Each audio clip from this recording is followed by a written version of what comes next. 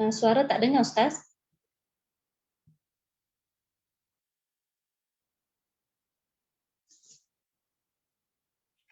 Ada antara kedua. Wa in syai'in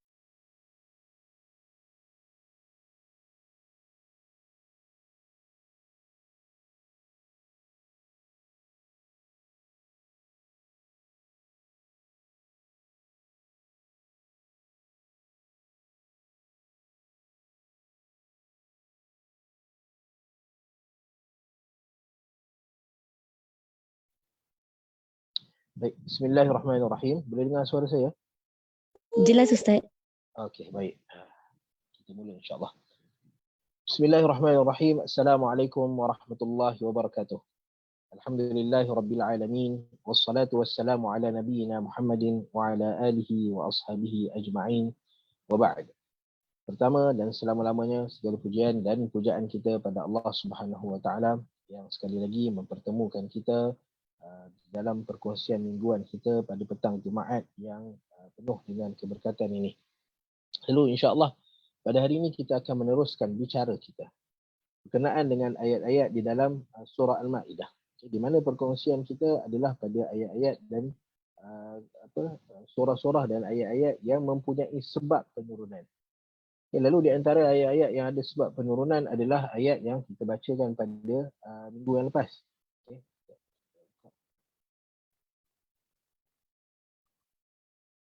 Ayat yang kita baca pada minggu lepas iaitu ayat ke-87 dan ayat 88. Okey, lalu ada soalan yang datang pada daripada pendengar, yang mana soalan bertulis yang bertanyakan tentang ada ayat-ayat yang melibatkan banyak peristiwa. Macam ayat 87 dan 88 yang kita ceritakan pada minggu yang lalu, bahawa ayat ini Allah Ta'ala cerita secara umum. La tuharrimu tayyibati ma ahallallahu lakum. Janganlah kamu mengharamkan sesuatu yang Allah Subhanahu Wa Ta'ala telah halalkan kepada kamu. Lalu kita ceritakan bagaimana ada peristiwa Nabi SAW mengharamkan pada diri dia untuk makan madu. Ada orang yang mengharamkan diri dia untuk berkahwin. Ada orang yang mengharamkan diri dia untuk berbuka puasa. Dan ada orang yang mengharamkan pada diri dia untuk tidur. Kerana dia nak qiyamul lail. Kerana orang yang tak nak berkahwin ni kerana dia nak beribadah. Dia nak memfokuskan diri ni pada ibadah pada Allah Subhanahu Wa Taala. Lalu peristiwa-peristiwa yang banyak yang berlaku ni, lalu persoalan yang datang ialah macam mana kita nak tahu bahawa peristiwa yang mana satu yang menjadi sebab turunnya ayat ini. Okey, kita pernah bercerita sebelum ini apabila berlaku banyak peristiwa. Okey, banyak peristiwa. Di mana satu ayat tapi banyak riwayat-riwayat yang menceritakan tentang sebab turunnya. Lalu kita kata kalau ada banyak peristiwa, maka benda pertama yang kita tengok ialah kesahihan. Yang ni kita kena tengok first sekali. Kesahihan cerita tersebut. Kalau cerita tersebut adalah cerita yang sahih, kita pegang. Tapi kalau cerita tersebut adalah cerita yang bermasalah dari segi riwayatnya ataupun cerita yang tak logik masuk dalam kepala, maka kita tolak tepi dulu. Itu kesahihan. Itu yang pertama sekali. Baik. Ada peristiwa-peristiwa yang sahih datang dalam riwayat-riwayat yang sahih. Ada kadang-kadang ada 2, ada 3 peristiwa yang datang dalam riwayat yang sahih. Lalu daripada banyak peristiwa ni, macam mana kita nak tahu yang mana satu? Yang mana satu yang boleh dijadikan sebagai sebab turun, maka kita tengok pada sarih. Sarih. Apa dia sarih ni? Sarih ni adalah jelas. Jelas. Macam mana jelas? Katalah kita tengok pada ayat ni. Anna rajulan atan nabiyya sallallahu alaihi wasallam. Sebab turun ayat 88 ini adalah peristiwa daripada Ibnu Abbas radhiyallahu taala anhuma bahawa seorang lelaki datang berjumpa Nabi sallallahu alaihi wasallam. Dan lelaki ni cerita masalah dia. Lalu dia mengharamkan pada diri dia untuk makan daging. Maka tengok pada penghujung ni. Pada penghujung penceritaan ni kata Ibnu Abbas fa anzalallah. Fa anzalallah. Apa maksud fa anzalallah? Fa, kalau dalam bahasa Arab, kalau kita belajar bahasa Arab, dalam bahasa Arab jika kita sedang bercerita tentang satu peristiwa, kita cerita, ni cerita panjang. Lepas kita cerita, kemudian ada ta'liq ataupun ada komentar. Okay, ada kesan daripada peristiwa. Okay, macam contoh, saya cerita tentang makan tengah hari. Okay, hari ni saya makan tengah hari, saya makan ini. Okay, baik, satu peristiwa. Okay, daripada peristiwa makan tengah hari itu menyebabkan berlakunya satu peristiwa lain. Okay, menyebabkan berlakunya satu peristiwa lain, saya mengantuk contohnya. Okay, kerana makan tengah hari, lalu menyebabkan saya mengantuk. Okay, ataupun makan tengah hari menyebabkan saya kenyang, tak boleh nak bergerak. Okay, so dalam bahasa Arab, apabila satu peristiwa, peristiwa A katalah, dan peristiwa B, dan kita nak kaitkan peristiwa A dengan peristiwa B, tapi kaitan yang ada kronologi. Okay, dia bukan kaitan biasa-biasa je, kaitan yang ada kronologi. Sebab kalau kaitan biasa je, kita hanya gunakan huruf waw, dan, okay, ataupun aw, atau. Tapi kaitan yang ada kronologi, maka kita gunakan fa. Okay, kita gunakan fa. Okay, so katalah dalam bahasa Arab, saya makan tengah hari, tanawaltul ghada. Okay, tanawaltu al-ghada. Saya makan tengah hari. Fasha'artu bin nu'as. Okay, fasha'artu, maka saya rasa an-nu'as mengantuk. Okay, bin nu'as. Okay, tanawaltul ghada, fa. Bila ada fa, maka ayat yang pertama ni, ayat yang kedua ni, okay, B ni ada kaitan dengan A, dan kaitannya bersifat kronologi, peristiwa, ada urutan peristiwa.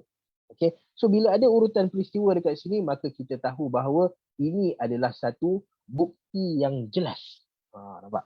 Bukti yang jelas bahawa peristiwa ini adalah sebab turunnya ayat Al-Quran. Okay, sebab kadang-kadang ada para sahabat dia bercerita peristiwa ni. Okay, dan qala Allahu fihi, Allah Taala bercakap tentang peristiwa ini. Okay, so itu tak jelas. Tidak menceritakan bahawa peristiwa ini adalah sebab turunnya ayat Al-Quran. Okay, ataupun ada lafaz yang lebih jelas para sahabat sebut fa anzalallahu fihi, maka Allah Taala menurunkan, sama macam ini. Fa anzalallahu. Okay, sini dah ada fa. Fa ni dah menunjukkan bahawa kronologi jelas, dan lebih jelas lagi bila ada anzalallah. Allah Taala menurunkan. Okay, so tapi fa anzalallah dekat sini dia kurang jelas. Fa anzalallahu fihi. Kalau ada fihi lagi dia lebih spesifik dan lebih detail. Okay, so nampak. So dalam peristiwa, kalau kita nak tengok satu perkara tu adakah dia sebab turun atau tidak, maka tengok pada riwayat dia dulu. Sahih ke tak sahih. Okay, kalau kita dah tengok yang sahih, katalah ada 5 atau 6 peristiwa yang sahih, maka tengok pada sarihnya dia.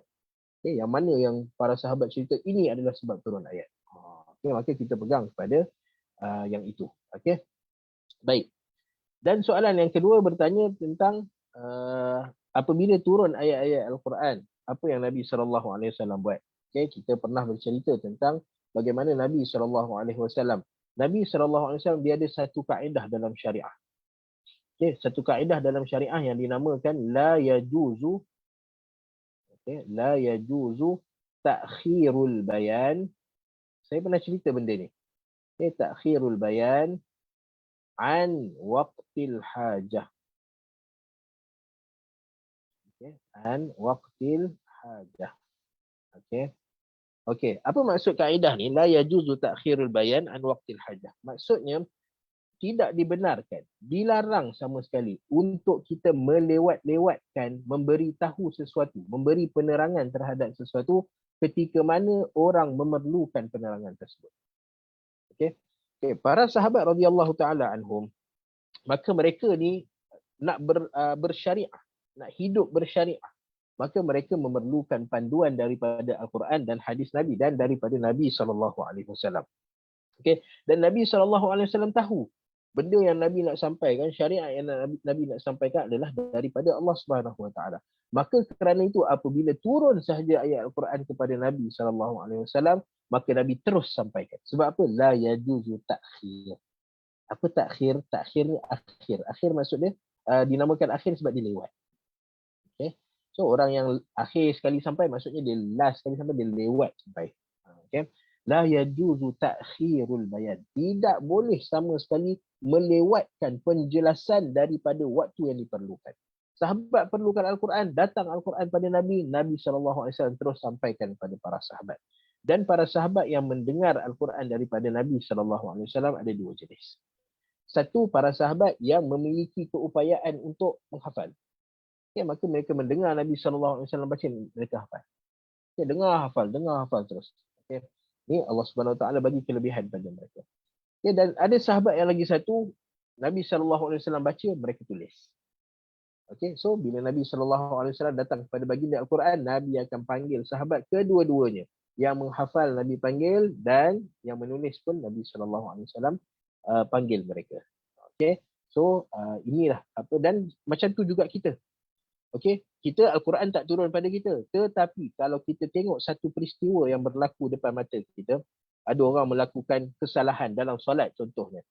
Okay, dia melakukan kesalahan dalam solat, dia rukuk dia tak sempurna ataupun sujudnya tak sempurna, maka kita kena pada time tu kita kena betulkan dia. Okay, terutama kalau solat yang kita nampak tu dia tengah solat fardu, lagi kita kena betulkan dia pada time tu. Okay, rukuk yang tak sempurna kita rendahkan dia. Okay, sujud yang tak sempurna kita rendahkan dia. Dan kalau orang tu boleh dengar pertuturan kita bagi tahu pada dia. Nabi SAW ajar nak sujud, tapak tangan mesti sentuh. Tapak tangan mesti sentuh lantai. Okay, dahi dan hidung mesti sentuh lantai. Okay, lutut dan hujung jari kaki mesti berada di atas lantai. Okay, so kalau dia boleh dengar pertuturan kita tegur dengan pertuturan. Kalau dia tak mampu untuk katalah dia khusyuk sampai kita tegur pun dia tak berubah, maka kita ubah dengan tangan. Okay, samalah macam orang yang salah kiblat. Okay, orang yang salah kiblat, maka kita janganlah pula tengok tunggu dia habis solat lah saya bagi tahu dia salah kiblat. Kesian kat dia. Tambah lagi kalau dia baru mula rakaat pertama untuk solat yang 4 rakaat. Kita tunggu sampai habis 4 rakaat dah bagi tahu pada dia salah kiblat. Tak pasal dia kena solat sekali lagi. Maka betulkan dia kiblat. Okay, betulkan kiblat dia. Okay, dan kita menegur orang dalam solat, kita berkata-kata kepada orang dalam solat, tidak ada masalah, terutama pada keadaan yang memerlukan kita. Okay, sangat memerlukan. Kalau kita nampak kesalahan yang dia buat terlalu besar, kesalahan yang boleh membatalkan solat. Okay, contohnya, bila dia baca Al-Quran, dia baca Al-Fatihah, mulut dia rapat. Maka kita bagi tahu, kamu tak baca Al-Fatihah ni, baca Al-Fatihah sebab syarat untuk baca Al-Fatihah paling-paling minimum mulut kena bergerak. Okay, untuk memastikan bahawa kita sedang membaca. Okay, sebab membaca tanpa gerak mulut itu bukan bacaan. Okay, melainkan kalau ada buku depan kita, iyalah. Okay, tapi dalam solat fardu tidak digalakkan untuk tengok mushaf. Okay, maka kita kena baca, mulut kena buka. Okay, bahkan para sahabat Nabi, mereka kata bahawa Nabi SAW, kami tahu Nabi baca surah dalam solat. Okay, dalam solat-solat yang sirriyah, solat yang tidak dibaca dengan suara yang nyaring, dengan suara yang kuat, kami tahu kerana pergerakan janggut Nabi SAW. Okay, maksudnya Nabi buka mulut untuk menyebutkan perkataan-perkataan untuk membaca Al-Quran. Okay, dan begitu juga kalau kita nampak ada orang solat tapi tak sempurna aurat dia. Tak sempurna tutup aurat dia. Tak sempurna tutup aurat dia. Okey, maka kita tak boleh nak tunggu sampai dia habis solat nanti baru kita bagi tahu. Masa dia tengah solat tu kita kena bagi tahu. Fulan ibnu fulan, kamu aurat kamu tak habis tutup ni. Okey, tutup aurat kamu dulu. Okey, kalau dia nak batalkan solat, katalah aurat tu memerlukan dia untuk berhentikan solat, mungkin dia berhentikan solat. Tapi kalau dia boleh betulkan dalam solat, dia betulkan dalam solat. Macam tu juga kalau kita nampak najis tiap kaki orang, kita nampak ada ada benda-benda yang menghalang air dari sampai ke kulit, ataupun ada najis-najis tertentu yang berada dekat tapak kaki yang kadang orang tak perasan, maka kita bagi tahu. Okay, kita bagi tahu kepada orang tersebut walaupun mereka dalam solat. Okay, itu yang dinamakan la yajuz ta'khirul bayan an waqtil hajah. Okay, tambah lagi kalau kesalahan-kesalahan tersebut kesalahan yang besar yang melibatkan akidah, maka pada waktu tu kita perlu tegur. Okay, kesalahan-kesalahan yang berkait dengan menzahirkan maksiat, maka pada waktu itu kita perlu tegur serta-merta. Okay, peristiwa konsert-konsert, okay, orang pergi berjumpa dengan bomoh-bomoh, okay, maka pada waktu tersebut orang yang mendakwa menjadi Nabi dan Rasul, orang yang melakukan perubahan-perubahan pada syariat agama, maka pada waktu tersebut kita kena perbetulkan keadaan. Okey, baik. Itu soalan yang saya tengok lagi. Ada soalan lain? Soalan yang datang secara suara saya tak dengar. Boleh dengar ke suara saya? Boleh dah Ustaz, tadi je. Tadi je. Okey. Baik. Okey. Baik. Okay, jadi insya-Allah pada hari ini kita akan meneruskan bicara kita pada ayat yang ke-90 dan 91 daripada surah Al-Maidah. Baik, ayatnya berbunyi A'udzu billahi minasyaitonir rajim. Bismillahirrahmanirrahim. Ya ayyuhalladzina amanu innamal khamru wal maisiru wal ansabu wal azlamu rijs.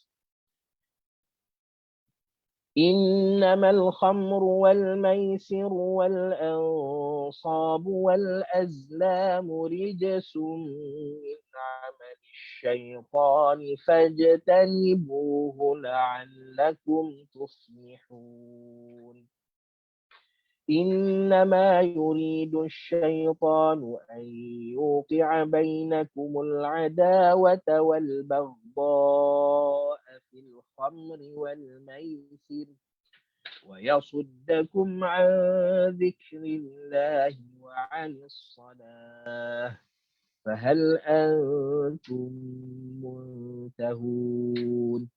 Baik, itu ayat ke-90 dan ayat 91 daripada surah Al-Maidah. Okey, sebelum kita cerita tentang ayat ni, maka kita nak tengok ada beberapa tempat yang biasa menjadi kesalahan dalam bacaan dalam bacaan Al-Quran harian kita.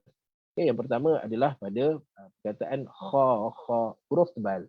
Okey, pada huruf-huruf tebal pastikan kita tebalkan dia. Okey, dan sebelum kha ni ada lam mati. Lam mati. Okey, lam mati ni ramai yang baca bila lam dia baca innamal innamal kham, nampak? Innamal kham. Okey, kita dengar kata okey Ustaz, apa masalah pada bacaan ni? Okey, masalah dia ialah lam bila dia mati dia tak ada le. Innamal tak ada. Innamal kham, nampak? Namal kham, jangan namal. Okey. Innamal khamru wal maisir. Okey, maisir. Okay, maisir kita kadang-kadang bila sampai pada huruf ya ni, yang kita tahu ya mati sebelum dia baris atas hanya lin sahaja. Okey, tapi pada masa yang sama kita kena tahu juga ya dia ada rafawah. Okay, dia bukan sekadar lin tapi rafawah, maksudnya bunyinya dipanjangkan sikit. Wal maisiru, nampak? Maisiru. Okey, tapi jangan sampai dua harakat, jadi mat. Okey. Wal maisiru. Ayuh. Wal ansab. Okey, nun mati dekat sini ada dengung. Okey, dan dengung dia adalah dengung yang tebal. Dengung dua jenis, ada dengung tebal, ada dengung nipis. Okey, dengung tebal kita tidak senyum. Wal ansab. Okey, tapi dengung nipis, kalau dengung nipis tak ada ni. Dengung nipis. Tak ada dekat sini. Ada dekat zikrillah ni dengung. Bukan senyum, ke arah senyum. Dzikrillah wa 'anis salah. Okey, nampak? Okey. So, dengung ada dengung tebal dan ada dengung nipis. Wal ansab wal az. Okey, ada 3 huruf yang mana kita kena jelaskan bunyi hazzah. Okey, iaitu huruf zal, zai dan bukan, huruf zai, sin dan sad. Okay, zai, sin, sad dipanggil huruf safir. Okay, safiruha sadun wa zayun sin. Okay, di mana sebut zai je. Wal azlam. Okay, rijsun. Okay. Rijsun min amali syaitan. Dan hati-hati pada huruf jim. Sentiasa saya ingatkan pada huruf jim. Sebab apa? Sebab kita dalam bahasa Melayu kita ada huruf ca. Okay, kita tak nak rijsun. Rijsun adalah huruf ca. Okay, kita tak nak ca, kita nak jim. Rijsun. Okay. Rijsun min amali syaitan. Nampak? Sama juga. Macam maisiru min amali syaitani fajtanibuhu la'allakum tuflihun. Fa, huruf-huruf hams Bila kita nak bunyikan dia, jangan tuflihun, tuflihun. Tuflihun. Keluarkan angin. Tuflihun. Innama yuridu syaitan an yuqi'a bainakumul adawata wal bagh. Okay, ba nipis, ghin tebal. Bagh. Baghdha'a fil khamri wal maisiri ويصدكم عن ذكر الله وعن الصلاة. Ini huruf H ataupun ta marbutah yang mati, kita matikan dengan huruf H, dan huruf H adalah huruf nipis. Okay, jangan anis salah. Ha nipis, bawa ke arah senyum. Anis salah. Fahal, hal. Nampak? Saya bawa ke arah senyum. Fahal. Jangan fahal. Okay.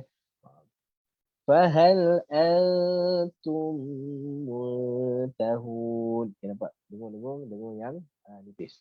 Okay, baik. Ayat 90, Allah Subhanahu Wa Taala menceritakan tentang al-khamru wal maisir. Okay, Allah Taala menceritakan tentang al-khamru wal maisir. Al-khamru adalah arak, al-maisir adalah judi. Okay. So kenapa Allah Subhanahu Wa Taala bawa datang cerita al-khamr? Okay. Dalam banyak-banyak benda Allah Taala mulakan dengan al-khamru dulu. Okay, sedangkan kalau kita tengok 4 benda yang Allah Taala sebut dekat sini adalah al-khamru, arak, al-maisiru, judi, al-ansab, penyembahan berhala. Okay, penyembahan berhala, wal azlam, mempercayai berhala-berhala. So al-ansab ni berhala-berhala, wal azlam adalah mempercayai berhala-berhala ini. Okay. So kalau kita tengok kesalahan mana yang lagi besar? Kesalahan mana? Arak ke, judi ke, penyembahan berhala ke, ataupun mempercayai berhala-berhala. So dua benda yang belakang ni lebih besar daripada dua benda yang kat depan. Okay. Tapi kenapa Allah Ta'ala mulakan dengan al-khamru wal maisir?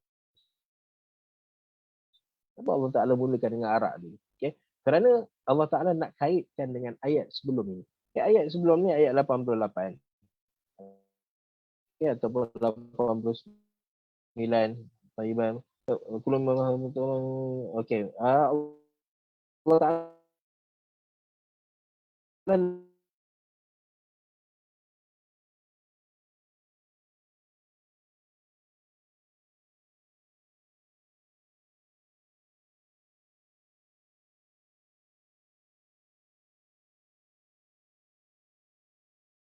Ta'ala kaitkan dengan ayat sebelum ni. Ayat sebelum ni Allah Ta'ala menceritakan tentang la tuharrimu tayyibati ma ahallallah. Jangan kamu mengharamkan benda yang Allah Ta'ala halalkan pada kamu. Sumber daripada apa? Sumber dia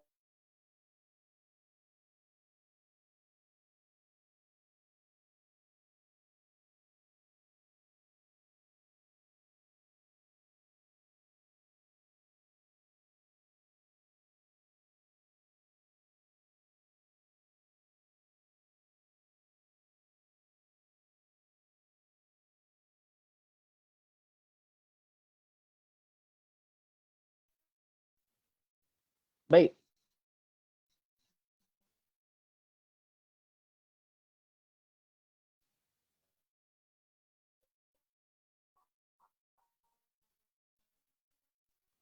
Okey, ada daripada kurma. Salam. Ada gangguan internet sikit hari ni. Tengok ada gangguan internet sikit. Okey, baik, kita balik semula. Okey, ada orang yang menganggap bahawa arak ni sumber ni adalah daripada benda-benda yang halal. Daripada anggur, daripada barley, daripada kurma. Lalu dia kata, kenapa Allah Ta'ala mengharamkan arak? Okay. Kenapa Allah Ta'ala mengharamkan arak sedangkan dia daripada asalnya adalah daripada benda-benda yang halal. Okay. Lalu ini adalah antara syubhat yang datang, antara persoalan-persoalan yang perlukan kepada jawapan. So Allah Subhanahu Wa Ta'ala tidak mengharamkan arak kerana sumbernya, tapi Allah Ta'ala mengharamkan arak kerana kesannya. Okay. Kerana kesannya kepada orang yang minum arak, maka apa kesannya dalam kehidupan dia. Okay. So dan kemudian Allah Subhanahu Wa Taala menyebutkan al-maisir. Okay, asal kepada maisir, berjudi ni apa dia? Asal dia asal kepada berjudi adalah kita nak bermasyarakat. Kita nak duduk dengan kawan-kawan, nak main daun teruk, nak main teka-teka siapa yang teka lebih pandai, lebih okey. So itu asal kepada al-maisir, kepada perjudian. Perjudian melibatkan orang yang ramai dan biasanya nak berjudi ni adalah kerana kita nak meneka, kita nak berinteraksi dengan kawan-kawan. So menyebabkan berlakunya perjudian. Lalu bila orang kata, apa masalah untuk saya teka? Apa masalah untuk saya bermain-main dengan kawan saya?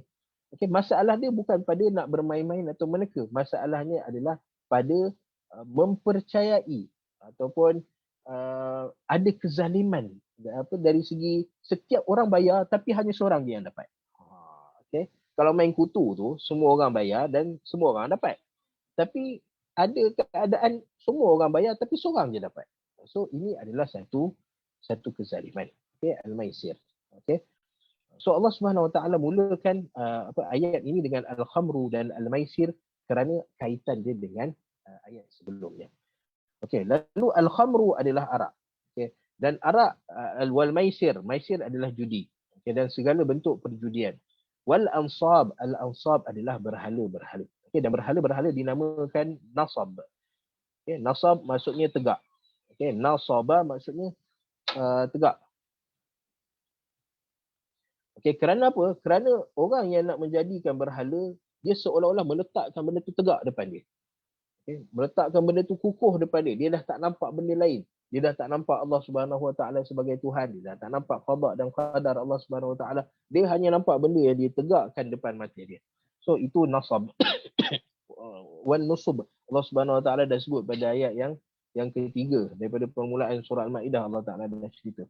Dan Allah Ta'ala datangkan sekali lagi. Wal ansab. Dan berhala-berhala. Dan berhala ni ada dua jenis. Satu berhala yang zahir. Yang mana kita nampak kalau kita pergi Kek Lok Tong, dekat Ipoh. Kalau kita pergi dekat Batu Cave. Maka kita akan nampak ada berhala-berhala, patung-patung. Kita pergi kat kuil-kuil, kita akan nampak. Yang ini adalah berhala-berhala yang fizikal. Dan ia berlaku sama macam zaman Nabi Musa AS. Bila mana Samiri cipta ataupun buat patung anak lembu. Dan ada bentuk berhala yang tak nampak. Ada bentuk berhala yang tak nampak. Contohnya semangat-semangat. Orang yang ada kepercayaan animisma. Kita pergi dekat kawasan pedalaman, kita pergi dekat ada masyarakat-masyarakat tertentu yang mempercayai semangat sungai, yang mempercayai matahari, cahaya, boleh ada fungsi dia, ada aura dia, boleh memberi manfaat dan mudarat. Maka kita kata ini adalah pemujaan berhala. Dan antara berhala yang ada pada manusia adalah nafsu dia.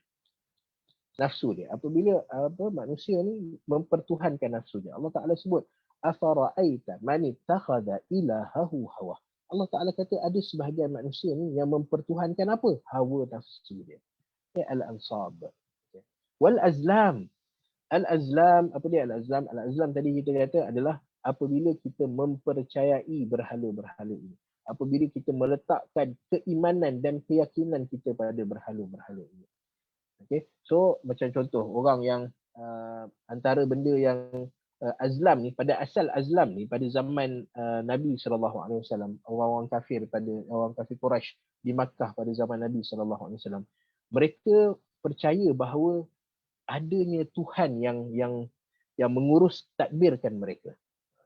Cuma mereka menjadikan Tuhan tu dalam bentuk patung-patung berhala yang ada di sekitar Kaabah. Tapi bila mereka nak minta daripada Tuhan, mereka tahu patung ni tak boleh nak bagi respon. So mereka terpaksa mereka cipta suatu keadaan yang membolehkan seolah-olah patung tu sedang respon pada mereka. Apa mereka buat?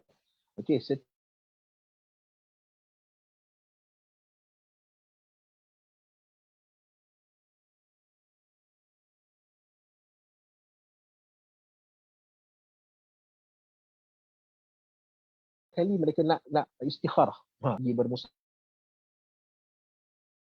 ke,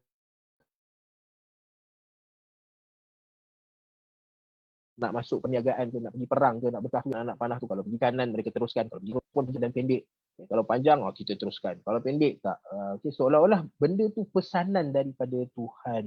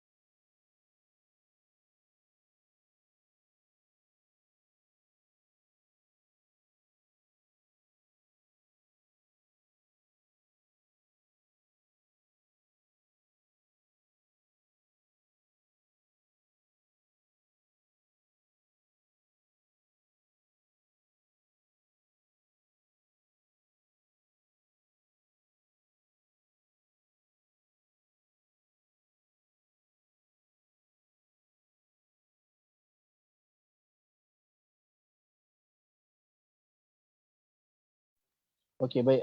Saya mohon maaf. Hari ni line saya pun tak tahu apa problem jadi pada line. Jadi agak terganggu sikit hari ni.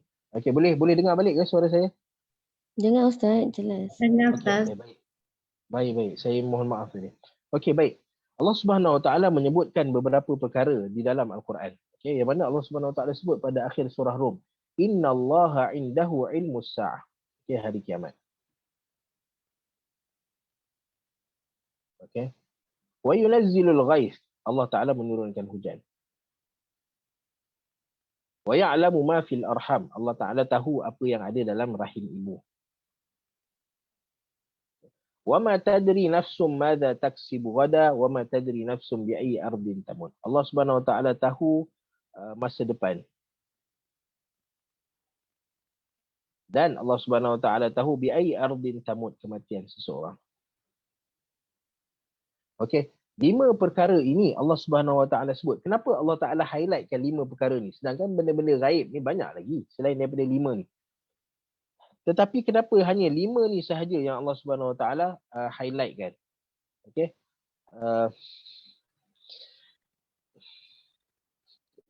Aduh, tension dengan line hari ni. Saya tak tahu pasal apa. Okey, kenapa 5 perkara ini sahaja yang Allah Taala highlightkan? Yang pertama adalah hari kiamat. Kenapa Allah Taala highlightkan hari kiamat? Kerana ada orang yang masih percaya. Bila datang orang-orang tertentu, macam contoh kita masa PKP hari tu. Masa PKP antara benda yang menakutkan kita ialah pada tahun 2020. Okey, Jumaat apa lah? Jumaat pertama. Jumaat pertama pada tahun 1441. Okey, maka akan berlakunya hari kiamat. Kita dengar benda tu, kita kata oh pelik dan ajaib, tapi berapa ramai orang yang sebarkan dalam WhatsApp masa tu. Okey, hari kiamat kita dah tahu bahawa tak ada orang yang akan tahu. Hatta Nabi SAW pun tak tahu tentang hari kiamat ini, hanya Allah Subhanahu Wa Taala. Tapi masih lagi ada orang yang mempercayai orang lain. So Allah Subhanahu Wa Taala bagi tahu ini seolah-olah kamu mempercayai selain Allah Subhanahu Wa Taala. Okey, hujan. Hujan adalah nikmat, rahmat dan nikmat daripada Allah Subhanahu Wa Taala. Okey. So kita tahu bahawa rahmat dan nikmat ni hanya daripada Allah Subhanahu Wa Taala. Tapi tiba-tiba ada sebahagian orang dia yakin bahawa nikmatnya itu datang daripada bos dia, daripada projek-projek yang dia ada. Rahmat-rahmat ni datang daripada daripada orang-orang tertentu. Okey. So Allah Subhanahu Wa Taala bagi tahu bahawa rahmat ini adalah daripada Allah Subhanahu Wa Taala. Okey. Dan kita pada zaman moden sekarang ni, rahim ibu contohnya, kita dah ada 4D, 5D, 6D pun ada. Okay, untuk buat ultrasound, nak tengok dalam perut baby tu macam mana, dalam perut baby, dalam perut ibu bayi tu macam mana. So ada orang yang dia rasa dia boleh mengetahui benda yang ada dalam perut ibu dia. Okay? Ataupun dia percaya ada orang yang mengetahui masa depan. Masa depan dia baik ke, masa depan dia buruk ke, ataupun boleh mengetahui ataupun boleh adjust kematian dia macam mana. So 5 perkara ini Allah Subhanahu Wa Taala kata siapa yang percaya pada selain Allah Taala, dia sedang mempertuhankan orang tersebut. Sebab ini adalah sifat khusus bagi Allah Subhanahu Wa Taala. Okey, sifat khusus bagi Allah Subhanahu wa taala. So siapa yang mendakwa, bahkan siapa yang mendakwa bahawa dia tahu benda-benda ini, maka kita kata dia kufur. Dia kufur ataupun dia mengaku dia syirik pada Allah Subhanahu wa taala. Sebab Allah Taala kata innallaha indahu, hanya Allah Taala sahaja yang tahu benda-benda ini. Okey. Okay, lalu balik pada ayat kita, innamal khamru ara al-maisiru judi wal ansab, berhala-berhala wal azlam, mempercayai berhala-berhala adalah rijsun. Apa dia rijsun? Rijsun ini adalah najis. Okay. Baik, para ulama apabila membincangkan perkataan rijsun, okay, sebab benda ni najis, maksud dia adalah najis. So najis ni ada dua jenis. Satu najis yang dinamakan najis aini. Okay, dan najis yang kedua najis ma'nawi. Okay, najis aini, najis maknawi. Apa dia najis aini? Najis aini ni benda yang kita boleh rasa dengan panca indera kita. Boleh bau, boleh nampak, okay, boleh pegang-pegang. Okay, so itu najis aini. Najis maknawi kita tak nampak. Macam contoh bila mana Allah Subhanahu Wa Taala kata innamal musyrikuna najas. Dalam surah Taubah Allah Taala kata sesungguhnya orang-orang yang syirik pada Allah Taala itu adalah orang-orang yang bernajis. Okay, lalu bila kita jumpa orang yang syirik pada Allah Taala, nampak tak najis pada dia? Okay, bukan semua orang kafir ni makan benda-benda haram. Ya, bukan semua orang kafir ni dia tidak membersihkan dirinya daripada najis. Ya, ada yang bersih. Lalu bila kita pegang dia, ada tak kita nampak najis? Ya, kadang kita jumpa ada orang yang tidak beriman pada Allah Ta'ala, tapi penampilan dia, bau dia, apa yang keluar daripada dia lebih bersih. Okay, lebih suci daripada apa yang ada pada orang Islam. So dekat mana najis dia? Najis ni kita tak nampak. Kekufuran yang ada dalam hati dia. So itu dinamakan najis maknawi. So rijsun dekat sini, adakah dia najis aini ataupun najis maknawi? Okay. Sebab apa? Sebab kita kena tahu sebab apa? Kesan dia. Okay. Sebahagian para mufassir ataupun sebahagian para ulama kata rijsun dekat sini adalah najis aini. Okay. Najis yang maksud rijsun tu adalah najis aini. Okay. Mereka tidak ada hujah melainkan rijsun adalah najis, dan najis ni dia ada dua bahagian. Dia ada aini, dia ada maknawi. So rijsun merangkumi kedua-duanya sekali. Okay, dan sebahagian lagi para ulama kata bahawa rijsun adalah maknawi. Kerana Allah Ta'ala telah menyebutkan perkataan rijsun di dalam beberapa tempat di dalam Al-Quran. Okay, yang pertama Allah Ta'ala sebut di dalam surah Taubah. Allah Subhanahu Wa Ta'ala sebut pada akhir surah Taubah. Okay, Allah Subhanahu Wa Ta'ala kata وَأَمَّا الَّذِينَ فِي قُلُوبِهِمْ مَرَضٌ فَزَادَتْهُمْ رِجْسًا إِلَى رِجْسِهِمْ. Dan bagi orang-orang yang dalam hati dia ada marad, orang-orang munafik. Allah Ta'ala katakan pada awal surah Al-Baqarah, Allah Ta'ala bagi tahu bahawa orang munafik ni dia ada marad dalam hati dia. Dan bahkan semua orang yang tak beriman pada Allah Ta'ala ada penyakit dalam hati dia, yang menyebabkan dia tak nak beriman kepada Allah Subhanahu Wa Ta'ala. Okay, tapi fokus marad adalah pada orang-orang munafik. Okay, maka orang munafik, orang yang kufur, orang kafir ni, maka sentiasalah najis tu bertambah. Okay, tapi adakah kita nampak orang munafik ni dia tempek najis kat badan dia, dia letak kekotoran kat badan dia? Tak nampak. So rijis dekat situ maksudnya adalah najis yang tak dapat dilihat. Dia adalah najis maknawi. Okay, macam tu juga Allah Subhanahu Wa Taala sebut tentang ahli bait, ahli keluarga Nabi SAW. Dalam surah Al-Ahzab, Allah Ta'ala kata apa? Innama yuridullahu liyuzhiba ankumur rijsa ahlal bait. Allah Subhanahu Wa Ta'ala nak menghilangkan najis daripada kamu ahlul bait. So logik tak ahlul bait ni, ahli keluarga Nabi ada najis yang aini depan mata, dekat-dekat yang ada pada mereka? Tak logik. Takkan ahli keluarga Nabi keluar dengan bau-bau yang tak sedap, dengan ada benda-benda yang melekat-lekat dekat badan ke apa? Tak ada. So maknanya rijis dekat sini adalah najis maknawi. Okey, najis maknawi. Tapi najis maknawi yang pada ahli keluarga Nabi bukanlah kekufuran. Okay, tapi dia adalah benda-benda yang Allah Ta'ala sebut tentang macam mana perempuan-perempuan suka melunakkan suara mereka di hadapan lelaki-lelaki. Maka Allah Ta'ala kata, okay, untuk isteri Nabi tak ada benda ni. Okay, bagaimana isteri-isteri suka memberontak pada suami dia. Kan Allah Ta'ala kata muzaharah. Okay, isteri-isteri bila tak dapat benda yang dia nak, okay, tak dapat buat benda yang dia nak ataupun tak dapat apa-apa yang dia nak, maka dia akan merajuk ke, memberontak ke dengan suami-suami dia. Maka Allah Ta'ala kata benda ni tak ada. Allah Ta'ala nak hilangkan benda-benda ni daripada isteri-isteri Nabi radhiyallahu ta'ala anhum. Okey. So Allah Taala kata rijsun. So makna rijsun adalah najis maknawi. Okey, kenapa kita kena tahu rijsun najis aini atau maknawi? Kerana dia akan balik kepada Allah Taala kata innamal khamru rijsun.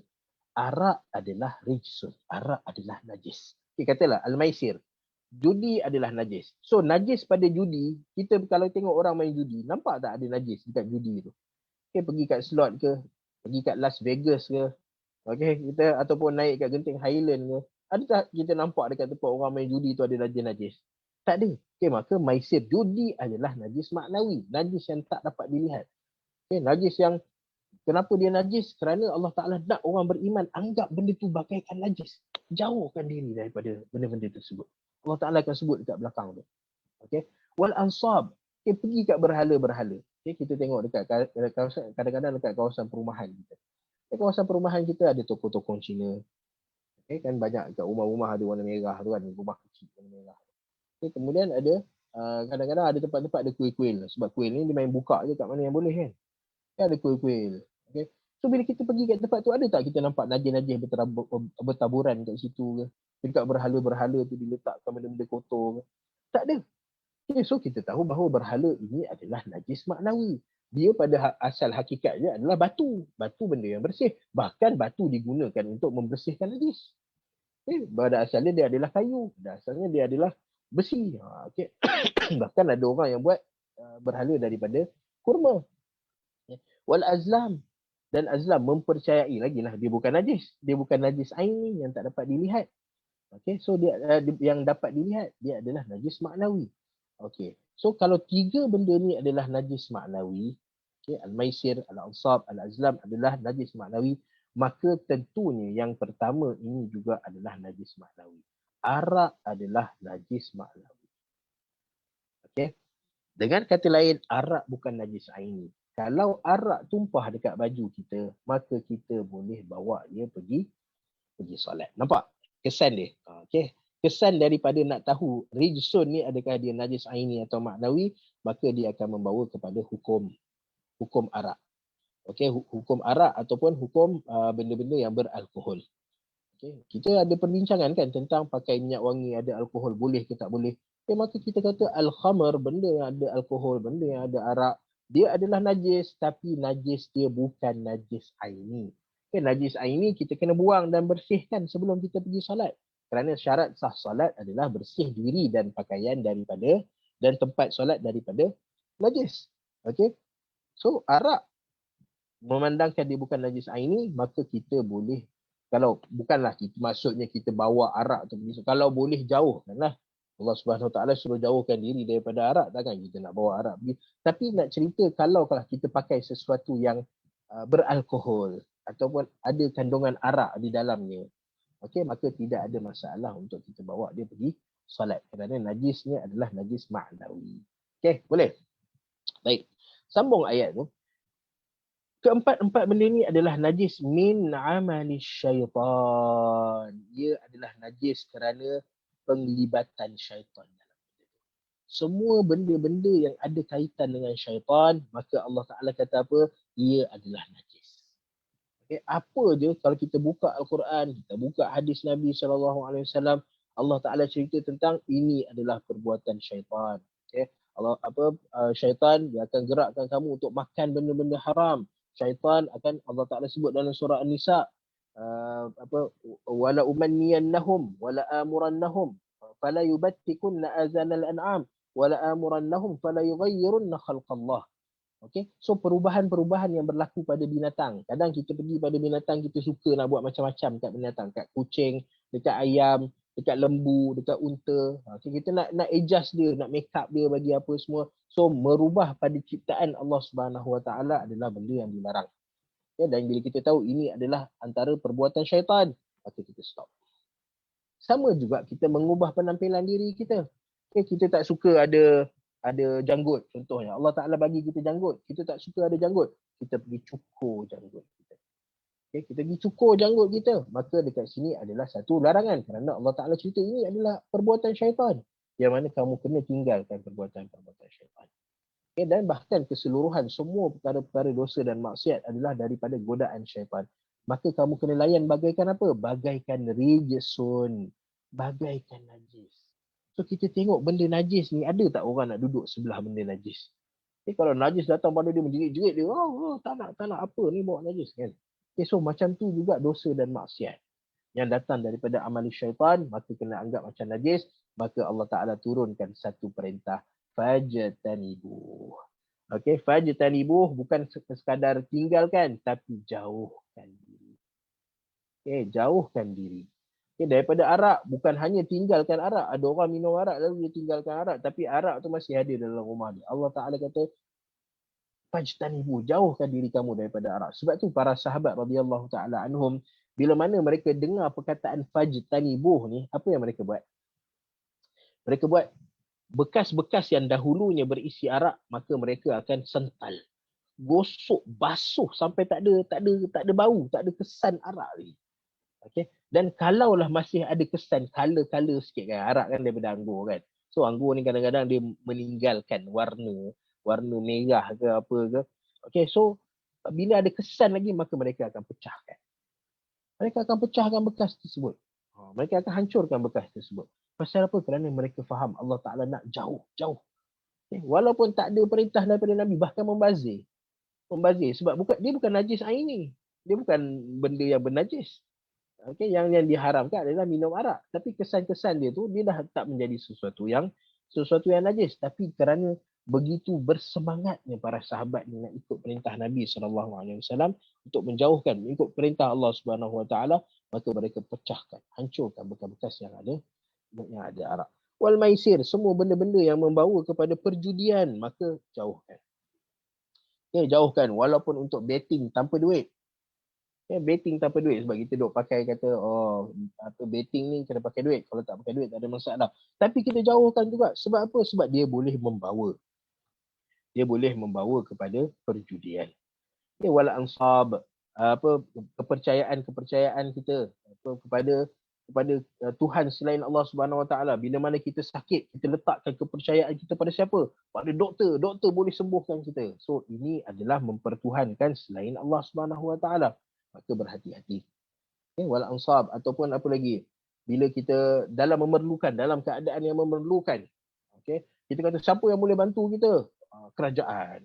Kerajaan ni tak boleh bantu, tukar kerajaan lain. Tak boleh bantu juga, tukar lagi kerajaan lain. Sebab kita rasa rezeki kita di tangan kerajaan. So, mempertuhankan orang lain selain Allah Subhanahu Wa Taala. So, kita berhati-hati. Wal ansab. Allah Ta'ala kata jauhkan. Okay, walaupun benda tu tak ada masalah. Pada asalnya, hakikatnya tak ada masalah. Untuk kita letak kepercayaan kita pada doktor, apa masalah dia? Kita nak letak kepercayaan kita pada sahabat kita yang boleh bantu kita, apa masalah dia? Okay, pada kerajaan kita yang boleh bantu kita, apa masalah dia? Okay? Tetapi bila kita letak kepercayaan dan kita yakin bahawa dia boleh buat, maka dia akan bawa kepada kita mempertuhankan benda tu.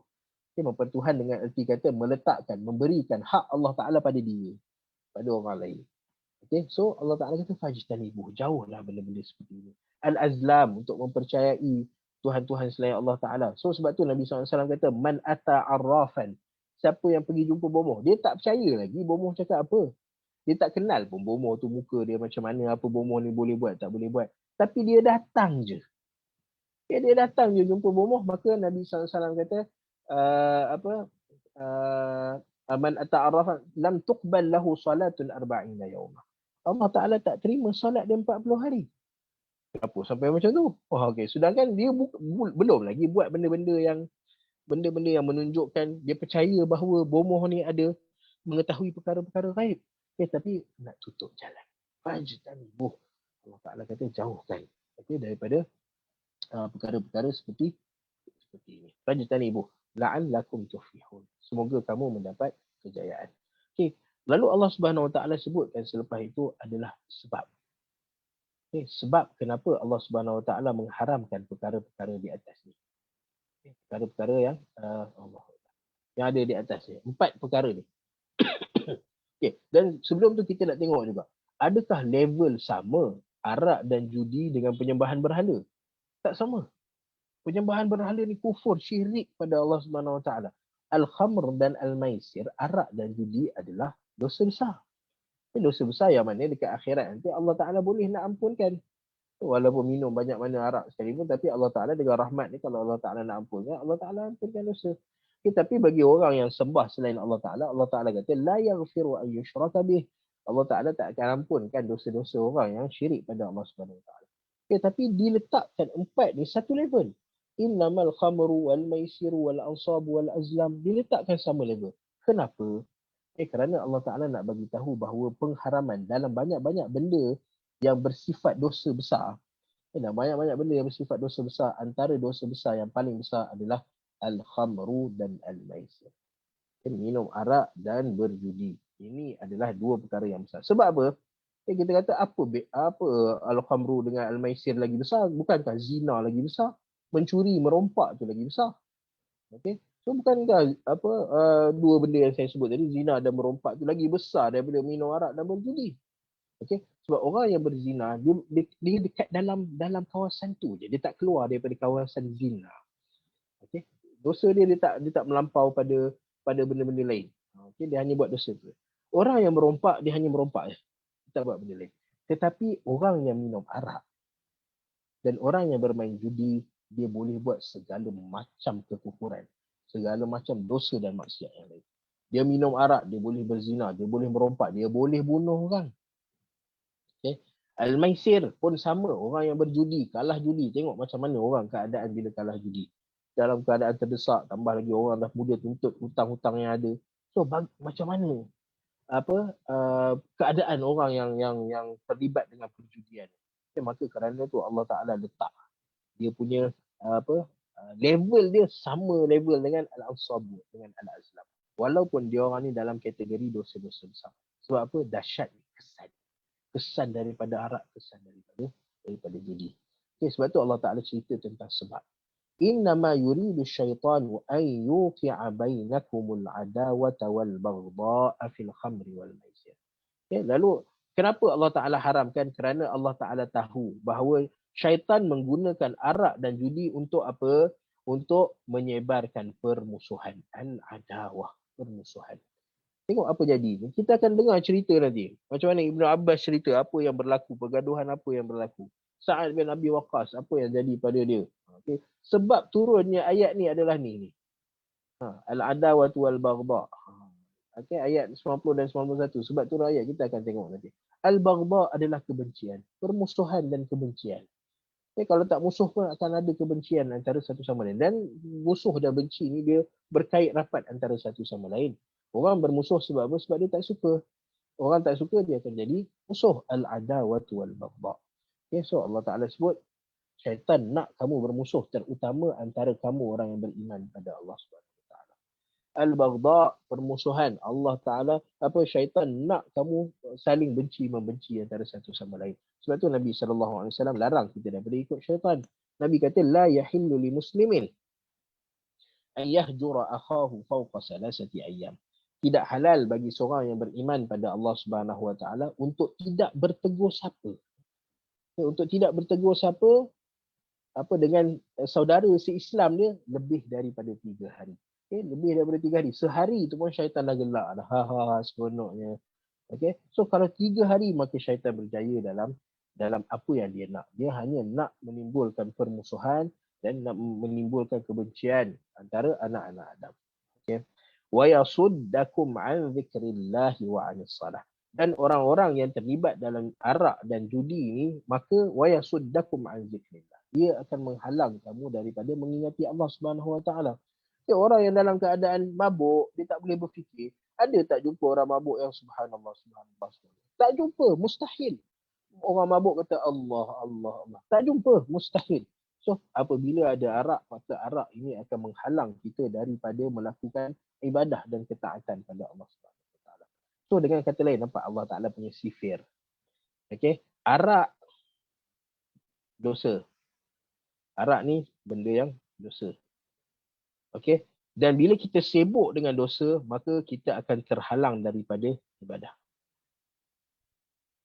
Okay, al-maisir, judi. Judi adalah dosa. Okay. Dan judi ini bila kita sibuk dengan berjudi, maka dia akan halang kita daripada ibadah pada Allah Subhanahu Wa Taala. Okey, dengan kata lain, kalau kita nak dapat ibadah pada Allah Subhanahu Wa Taala, kita nak buang X ni, macam mana? Okey, matematik tambahan kan? Matematik tambahan. Ni sama dengan kan? Sama dengan. Okey. So, arak sama dengan tak ada yang ibadah. Judi sama dengan tak ada yang ibadah. So, kalau kita nak ibadah, maka kita kena pindahkan X ni ke sini. Okay. Tak ada judi. Ataupun bila kita sibuk dengan ibadah, kita takkan buat dosa. Ya, ada orang tanya pada kita, macam mana cara nak mengelakkan diri kita daripada buat dosa, Ustaz? Macam mana nak elakkan diri kita daripada buat maksiat pada Allah Ta'ala? Sibukkan diri kita dengan ibadah, maka kita akan hilang masa untuk buat dosa.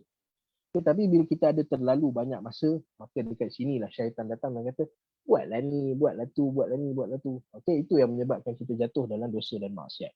Tapi bila kita sibuk beribadah, ada masa kosong, ulang Quran, baca Al-Quran. Ada masa kosong kita berzikir pada Allah Subhanahu Wa Taala. Ada masa kosong kita salat. Ada masa kosong buat halaqah dengan kawan-kawan dalam Zoom. Dulu tak ada Zoom, sekarang dah ada Zoom. Senang, anytime, anywhere. Kita boleh duduk dengan kawan-kawan. Okey, maka dengan sibuknya kita beribadah, maka kita akan dapat buang dosa dan maksiat daripada diri kita. Sama juga ada orang tanya, Ustaz, macam mana kita nak menghidupkan sunnah? Ataupun bukan. Macam mana kita nak menghilangkan banyak perbuatan-perbuatan amal-amalan yang jauh daripada Nabi SAW, yang tidak bersumberkan daripada Nabi SAW. Maka kita kata didik orang dengan ikut sunnah Nabi SAW, maka orang akan jauh daripada amalan-amalan yang tidak diajar oleh Nabi SAW. Macam contoh, kita kata orang ramai sekarang ni bila kita suruh dia berselawat. Okay, berselawatlah kepada Nabi. Tambah hari Jumaat. Okay, Nabi SAW menggalakkan kita. Antara ibadah yang paling digalakkan untuk kita buat pada hari Jumaat adalah berselawat kepada Nabi SAW. So bila kita kata berselawat kepada Nabi SAW, so orang biasa Allahumma salli ala Muhammad wa ala ali Muhammad. Ya.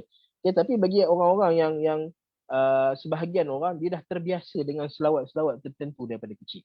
Selawat nariyah, tafridiyah, selawat al-fatih. Okay. Selawat apa lagi? So dia banyak berselawat. Okay, lalu kita kata tak ada masalah untuk berselawat. Okay, lafaz-lafaz selawat ni selagi mana dia patuh syariah, maka tak ada masalah. Okay, tapi walau bagaimanapun, bila kita sibuk dengan selawat-selawat yang dibuat oleh orang-orang tertentu, menyebabkan kita lupa pada selawat yang Nabi SAW ajar. Sedangkan Nabi ada ajar 7 ataupun 8 selawat Nabi SAW ajar. 8 sirah, 8 cara macam mana kita nak berselawat kepada Nabi SAW. Kita cuma tahu 1 ataupun 2. Selawat Ibrahimiyah dan selawat yang pendek tu, Allahumma salli ala Muhammad wa ala ali Muhammad. Kita tahu yang pendek-pendek. Okay, dan daripada 8 tu kita hanya tahu 2. Ada orang tahu 3. Okay. So, macam mana cara untuk kita mengelakkan orang daripada sibuk dengan berselawat dengan selawat-selawat yang baru? Apabila kita ajar mereka supaya berselawat dengan selawat yang datang daripada Nabi SAW. Okay, so Allah Subhanahu Wa Taala sebut, arak, judi akan menyebabkan orang yasuddakum an zikrillah. Menyebabkan orang terhalang daripada memingati Allah Subhanahu Wa Taala. Wa anis salah, dan terutamanya as-salah. As-salah ni doa, hubungan dengan Allah Subhanahu Wa Taala. Okay, memutuskan hubungan dia dengan Allah Subhanahu Wa Taala. Arak dengan judi. Sebab tu diletakkan dekat depan. Al-Ansab wal-Azlam ni memang dah sedia maklum dah, dia memang percaya pada Tuhan selain Allah Taala. Tapi al-khamr dan maisir ni dosa yang boleh membawa kepada al-ansab dengan al-azlam. Sebab tu Allah Ta'ala letak dia sama level. Okay. Fahal antum muntahun. Maka kata Allah Subhanahu Wa Ta'ala, tidakkah kamu muntahun? Okay. So, dalam bahasa Arab, muntahun ini dipanggil sebagai isim fa'il. Okay. Macam contoh kita kata, hal anta tadhhabu. Okay, macam contoh kita ada majlis undangan perkahwinan pada hujung minggu ni. Okay, maka kita kata hal anta tadhhabu ila walimatul urs. Okay, adakah kamu akan pergi ke walimatul urus ni? Okay, maka orang ni bagi orang yang kata dia yakin dia akan pergi, maka dia akan kata ana azhabu ila zalikal atau tilka walimatul urs. Okay, saya akan pergi ke walimah urus tersebut. Okay, so bila menggunakan fi'il, dia maksudnya adalah benda yang pasti. Okay. Fahal antum muntahun. Bila guna isim fa'il. Contoh, hal anta tadhhabu ataupun hal anta satadhhabu ila walimatul urus. Kita jawab, ana zahibun ila walimatul urus. Saya pergi. Okay, tapi kita guna isim fa'il. Zahibun, fa'ilun. Okay, daripada kita guna perkataan azhabu, kita guna perkataan zahibun. Okay, so apa beza dia? Zahibun maksudnya ada kemungkinan pergi, ada kemungkinan tak pergi. Okay, dan zahibun ni kita seolah-olah nak menggambarkan kita tidak tergesa-gesa. Okay, isim fa'il bila datang menunjukkan benda yang continuous. Dia berlaku sedikit demi sedikit. Okay. Fahal antum muntahun. Tengok cara Allah Subhanahu Wa Taala bercerita. Okay, orang yang dah lama duduk dalam khamar, okay, dah ada idman, dah ada ketagih pada arak dan ketagih pada judi, kita tak boleh nak suruh dia stop serta-merta. Tak boleh nak suruh dia stop serta-merta. Itu satu, kalau dia dapat buat, Allahumma lakal hamd. Tak ramai orang yang macam ni. Sebab dia akan sakit. Okay, dia akan dia akan rasa bebanan yang ada pada agama bila dia kena tinggalkan serta-merta. Okay. Sebab tu Allah Ta'ala guna fahal antum muntahun. Okay, kamu stop, tapi stop tak apa, walaupun stop kamu perlahan tapi cuba untuk stop. Itu cara dia untuk bagi orang-orang yang dah idman, dah ketagih arak, dah ketagih judi, maka nak stop dia slow proses dia. Okay, sama macam bila mana Allah Ta'ala turunkan pengharaman arak. Allah Subhanahu Wa Taala bila nak turunkan pengharaman arak, maka Allah Ta'ala kata apa? Ayat yang pertama Allah Ta'ala turun. Allah Ta'ala tak turunkan terus jauhlah kamu daripada arak, tak. Tapi Allah Ta'ala turunkan yang pertama, yas'alunaka 'anil khamri wal maisir. Ayat di dalam surah Al-Baqarah. Qul fihima ithmun kabirun wa manafi'u lin-nas wa ithmuhuma akbaru min naf'ihima. Allah Ta'ala kata dalam arak ni yas'alunaka 'anil khamri wal maisir qul fihima ithmun kabirun wa manafi'u lin-nas. Dalam arak dan judi ni ada benda-benda yang memberi manfaat pada manusia. Arak adalah daripada anggur. Ada minuman, boleh makan buah-buahan, ataupun arak ni dia ada bentuk painkiller. Alkohol ni dia boleh bantu dalam pembedahan. Contohnya al-maisir, orang boleh dapat duit daripada judi, jadi sumber pendapatan. Allah Ta'ala kata ada kebaikan-kebaikan dalam arak dan judi. Tetapi ismuhuma akbaru min nafsihima. Keburukan dia, kesan daripada arak dan judi ni keburukannya lebih besar daripada manfaat yang kamu dapat. Okey.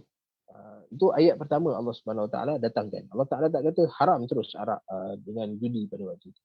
Kemudian bila turun ayat tersebut, maka Umar bin Khattab berdoa minta pada Allah Ta'ala, Allahumma bayyin lana fil khamri bayanan syafiyah.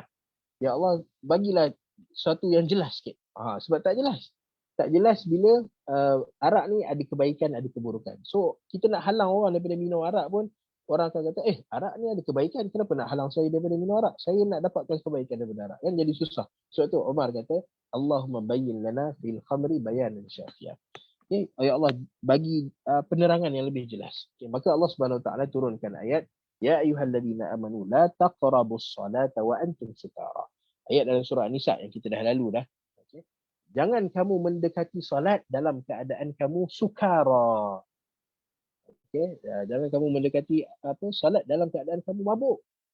Okay. Allah Subhanahu Wa Taala tak kata arak tu haram lagi. Tapi Allah Ta'ala kata jangan sesekali kamu dekati solat dalam keadaan kamu mabuk. So kalau kamu mabuk dekati solat, kamu berdosa. Okay. Allah Ta'ala dah start letak dosa. Tapi relate dengan solat sahaja. Itu step yang kedua. Step yang ketiga, bila tengok orang semua dah terbiasa. Dulu sebab malam-malam je orang dah start minum arak lah. Tapi bila malam ada solat maghrib, ada solat isyak, menyebabkan orang Arab ni dia tak minum lah. Para sahabat Nabi dia dah tak minum arak dah malam-malam. So bila mana Allah Ta'ala tengok manusia ni dah boleh menerima untuk tidak minum arak, maka Allah Ta'ala kata fajtanibu. Allah Ta'ala turunkan ayat ni 90 dan 91. Okey, 90 dan 91 untuk memberi kata putus bahawa arak ini adalah rijsun, najis, haram, kotor. Fajtanibu. Maka jauhkanlah diri kamu daripada berurusan dengan berurusan dengan arak. Okey, fahal antum muntahun mesti bersifat ada tadriji. Tadriji berperingkat-peringkat. Sama juga macam kita jumpa orang yang idman al-mukhaddirat, orang yang mudminul mukhaddirat, maksudnya dia dah ketagih rokok ke, dia ketagih arak ke, maka kita tak boleh nak paksa dia tinggal sekarang. Okay, benda tu akan menyebabkan kemudaratan yang lebih besar daripada manfaat. So maka jadikanlah muntahun. Tapi kita kena pastikan bahawa mereka tinggalkan. Okay, bukan bermakna kita kata okey kita slow-slow.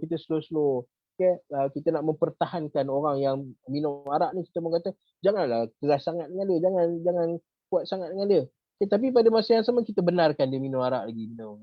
Tak apa, minum. Okay, so kita kena pastikan dia berusaha untuk berhenti. Orang yang isap rokok, kita kena berusaha untuk pastikan dia berhenti. Okay, so Allah Ta'ala kata berhenti tapi gradually. So kita pun kena pastikan bukan hanya gradual je, tapi berhenti tu kena ada. Okay. Janganlah minum arak 5 botol lagi. Kalau dulu minum 1 jam habis 5 botol. Okay. Sekarang 5 botol dalam masa 5 jam. Tapi still 5 botol satu hari. Itu tak jadi. Okay. So mesti ada intihab, mesti ada muntahun. Fahal antum muntahun. Okay. Kamu kena ada usaha untuk berhenti. So ayat 90 dan 91, kita boleh faham ayat ni melainkan pada adawah wal baghdha. Macam mana arak dengan khamar ni dia boleh menimbulkan permusuhan. So kita nak detail, maka kita tengok pada sebab turunnya ayat ni. Sebab turunnya ayat ni ada 2 riwayat. Satu riwayat daripada Sa'ad bin Abi Waqqas dan satu lagi riwayat daripada Ibnu Abbas radhiyallahu taala anhuma. Okey, mari kita tengok riwayat Sa'ad bin Abi Waqqas. Okay, dan riwayat ni panjang. Kita tengok riwayat Ibnu Abbas dulu. Kita akan balik pada riwayat Sa'ad bin Abi Waqqas pada sesi akan datang insya-Allah. Kata Ibnu Abbas radhiyallahu taala anhuma, "Nazala tahrimul khamri fi qabilatain min qabailil ansar. Sharibu hatta idza nahilu abatha ba'dhum bi ba'd. Falamma sahaw ja'ala ar-rajula yara al-athara biwajhihi wa bi ra'sihi." Okey, ini cerita insya-Allah. Saya nak habis tak nampak. Okay. Abatha biwajhihi wa bi ra'sihi wa bi lihyatihi fayaqulu qad fa'ala bi hadha akhi wa kanu ikhwatan laysa fi qulubihim dagha'in wallahi law kana rabbi ra'ufan rahiman ma fa'ala bi hadha fawaqa'at fi qulubihim ad-dagha'in فأنزل الله عز وجل إنما الخمر والميسر. Baik, apa yang jadi? Kata Ibnu Abbas radhiyallahu taala anhuma, ayat pengharaman arak ini, iaitu ayat ke-90 dan 91 daripada surah Al-Maidah ni diturunkan kepada 2 kabilah Al-Ansar. Okey. 2 kabilah Ansar ni, mereka ni ada hubungan persaudaraan ataupun orang Arab dulu dia bukan erti kata hubungan persaudaraan ni pertalian darah, tidak. Tetapi mereka ada hubungan ta'aqud, ada perjanjian antara kabilah-kabilah Ansar. Okay, so orang-orang Arab ni mereka hidup dengan kehidupan berpuak-puak. Okay, ada keluarga ini, ada keluarga itu. Okay, dan keluarga ni keluarga yang besar. Okay. So keluarga ni kadang-kadang satu keluarga ni dia ada masalah. Dia ada orang musuh dengan dia, ada orang nak cuba menzalimi dia. Okay. Dan satu keluarga nak lawan satu keluarga lain, mungkin keluarga ni dia lemah, dia tak kuat. Lalu menyebabkan dia pergi cari keluarga lain untuk buat perjanjian yang sama. Perjanjian, persepakatan, kalau aku kena serang, hang kena tolong. Kalau aku ada masalah, hang kena tolong. Itu perjanjian dia. Okay, antara kabilah yang qabailul ansar. Okay, lalu turun ayat pengharaman ini, kata Ibnu Abbas, pada 2 kabilah daripada kabilah-kabilah ansar. Syaribu hatta idza nahilu. Mereka minum arak sampailah mereka tak sedarkan diri ataupun mabuk. Nahilu. Abatha ba'duhum bi ba'd. So mereka tak sedar apa yang mereka buat. Mereka abatha, main buat sesuka hati je antara satu sama lain. Nak pukul ke, nak tendang ke, nak tikam ke apa. Abatha ba'duhum bi ba'd. Okay, mereka buat apa saja mereka nak buat. Okay. Dan buat tu pula bukan hanya buat dengan pukul lantai ke, pukul tanah ke apa ke, dengan orang sesama mereka yang ada dekat situ. Falamma sahaw, lalu apabila mereka dah balik semula, dah sedar daripada mabuk, ja'ala ar-rajulu yara al-athara biwajhihi wa bi ra'sihi wa bi lihyatihi. Lalu ada seorang di kalangan orang-orang yang ada yang turut serta dalam parti arak tu, maka mereka dia lihat ada asar, ada kesan pada muka dia. Kesan kena pukul, kesan kecederaan pada muka dia, pada raksihi, pada kepala dia, wabilih yatih, dan pada janggut. Okey, maka dia mabuk, dia tak tahu apa-apa. Lalu apa dia buat? Dia tuduh orang. Dia kata, engkau lah buat kat aku ni semalam. Qad fa'ala bi hadza akhi. Okay, sedangkan kabilah A ni dia tuduh orang daripada kabilah B. Okey. Sedangkan mereka ni wakanu ikhwatan, mereka ni ada ikhwah, ada hubungan. Laisa fi qulubihim dhagha'in. Yang sebelum minum arak tu tak ada pun rasa benci, rasa nak pukul orang, nak salahkan orang, nak tuduh orang, tak ada pun. Kebencian tu tak ada. Okay, bahkan lelaki yang kena ni dia kata wallahi kana rabbi raufan rahiman ma fa'ala bi hadha. Dia kata okey, demi Allah, lelaki ni tak wajar buat macam ni pada aku. Dia kata macam tu. Okey, maksud dengan kata lain maksudnya adalah kalau Allah Taala dia bersifat Rauf dan Rahim, Allah Taala akan hukum dia. Sebab apa? Dia tak patut buat kat aku macam ni. Fawaqa'at fi qulubihim ad-dhagha'i. Maka orang yang menuduh tu marah, yang kena tuduh tu pun marah juga. Awak hang tuduh aku. Hang nampak ke betul ke aku buat? Dua-dua tak sedar, dua-dua mabuk. Fa'anzalallahu azza wa jalla. Maka kata Ibn Abbas, Allah Ta'ala kemudiannya menurunkan ayat itu.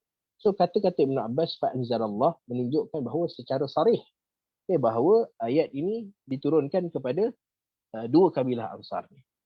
Faqala nasun hiya rijsun wa hiya fi batni fulanin qutila yawma badr. So bila mana Allah Ta'ala turunkan ayat ini, ayat 90 dan 91, Allah Ta'ala kata rijsun, arak ni adalah najis. Maka ada sebahagian orang dia kata macam mana dengan orang-orang yang telah mati?